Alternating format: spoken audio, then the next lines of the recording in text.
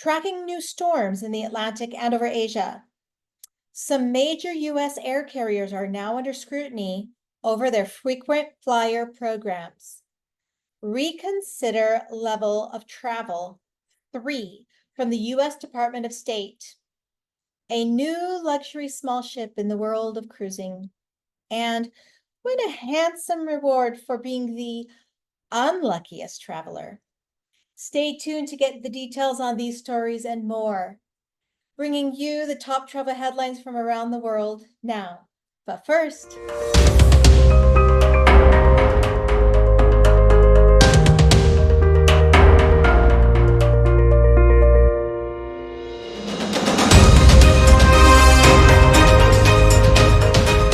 welcome to BT Travel News. I'm Kathleen, and this is your World Travel Information Channel, giving you the information to help you make informed decisions so your adventures are the best and safest they can be.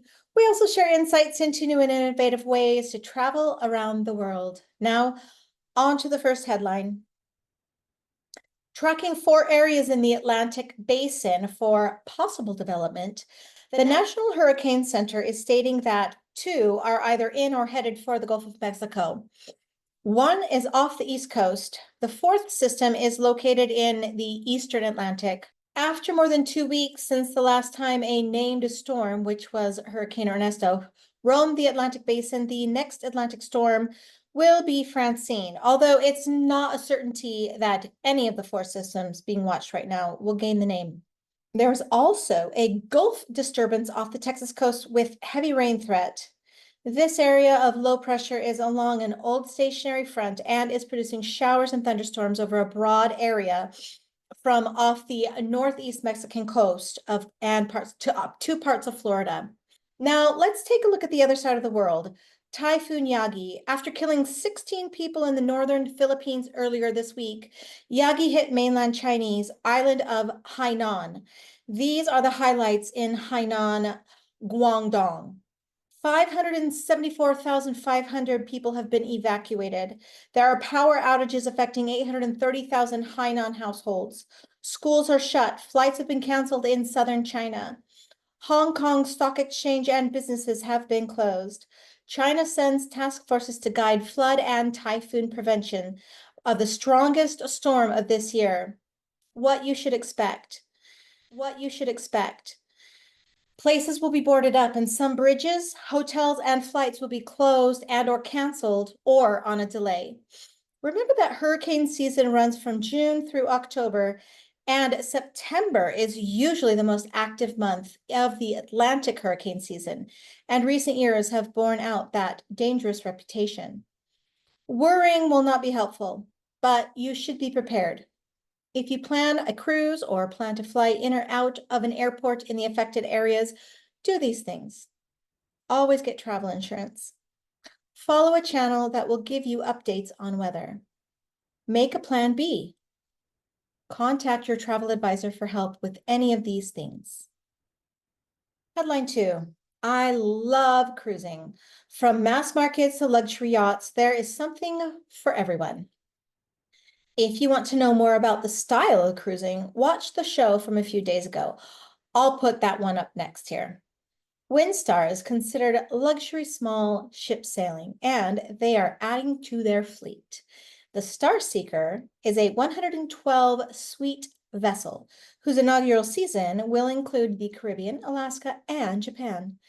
The maiden voyage will depart from Malaga, Spain on the 28th of December in 2025, stopping in Santa Cruz de Tenerife in the Canary Islands for a New Year's Eve celebration, complete with fireworks alongside sister ship Windstar. What a night that will be. While in Alaska, Windstar will bring back its signature expedition program to get guests closer to Alaska scenery, including up-close views of scenic fjords and tidewater glaciers, plus a chance to spot more wildlife. Utilizing the ship's water sports platform in remote and scenic areas like the Misty Fjords National Monument, Kenai Fjords National Park, and the Tracy Arm Fjords, guests will be able to utilize the smaller RIB boat, exploration, or kayaks to explore in an intimate and thrilling way that only small ship cruising can offer. Knowledgeable expedition guides will offer presentations on the natural environment, culture, and history of Alaska. After Alaska, the Starseeker will whisk you away to Japan, where you will partake of an scenic cruise of the inland sea, sail around abandoned island of Hashima, visit Peace Memorial Park of Nagasaki and Hiroshima, and calling on smaller ports like Takamatsu and Karatsu. I have been lucky enough to sail on the Windstar Legend. If you would like to see my adventures there, you will find a link below for one of the many days on that ship. Headline 3. Yesterday, Transportation Secretary Pete Buttigieg wrote to American, Delta, Southwest, and United, asking each for a report on policies, fees, and other features of their loyalty programs. The issued order asks the airline to report within 90 days and to include how point values are determined, any fees that consumers must pay, and details of deals with banks that buy miles from airlines and use them to encourage people to shop with their credit cards, to list any changes in their programs since July 31st of 2018, including how each change affected the dollar value of reward points. Quote, our goal is to ensure consumers are getting the value that was promised to them, which means validating that these programs are transparent and fair, unquote, stated Buttigieg. The Consumer Protection Board said in a report for the hearing that it received more than 1,200 complaints about credit card rewards last year, an increase of more than 70% from pre-pandemic levels. Now, according to Reuters.com, these were the responses from the major airlines. Delta said, quote, means everything to us, and providing a meaningful rewards experience is the top priority within Delta's SkyMiles program, unquote. Southwest highlighted that its points never expire and said it books more seats with points than any other airlines. Quote, U.S. carriers are transparent about these programs, and policymakers should ensure that consumers can continue to be offered these important benefits, unquote. This was from a spokesperson from the Airlines for America, a trade group that represents all four carriers. We shall see how this all turns out. Stay tuned for the future of your airline loyalty programs. But that got me thinking, if you are a member of an airline's loyalty program, I'd like to know. Please put a 1 below if you if you do participate in airline loyalty programs. Put a 1 below. And put a 2 below if you just find the cheapest airfare out there. Headline 4 will be quick. I wanted to throw out a few quick reminders on some travel advisories recently listed from the United States Department of Services as we head into the weekend. Although the overall country of Tanzania is listed as a level 2, the Mtwara region in southern Tanzania has been moved to a level 3, which is reconsider travel, due to the threat of terrorism. And as of this morning, the UK is still listed as level 2. If you want more information on these advisory levels and others, I have included a link below for your convenience and safety. Headline 5. I am a big proponent of always protecting your travel adventures, and here is one travel insurance company that wants to reward you for being what they are calling the world's unluckiest traveler. It's a contest. Jeff Rutledge, CEO of AIG Travel, a parent of Travel Guard, stated, quote, we encourage travelers to protect their trips and themselves, but we know that things don't always go according to plan. We launched the world's unluckiest traveler to recognize those who have endured the worst in pursuits of their love of travel and to highlight those sorts of mishaps that might make a travel insurance plan worth considering. Unquote. This is what you have to do. It's open to residents of the US and Canada. You must enter the contest between September the 3rd and October the 15th this year. Entrants can either submit a video or photo along with a story describing their travel unluckiest event while on the road. Then on October 16th of this year, voting will start, allowing the public to vote once per day for their favorite entry. Entrants can share their submissions across social media to encourage votes. The grand prize is $10,000, and even a voter could be rewarded. For official rules, I have included a link below, and I want to wish all of you good luck. Good luck to all the unlucky adventurers out there. Headline 6. Eat your heart out, Willy Wonka. There is a real live chocolate fountain. A few of them, actually. However, spoiler alert, there are no Oompa Loompas involved.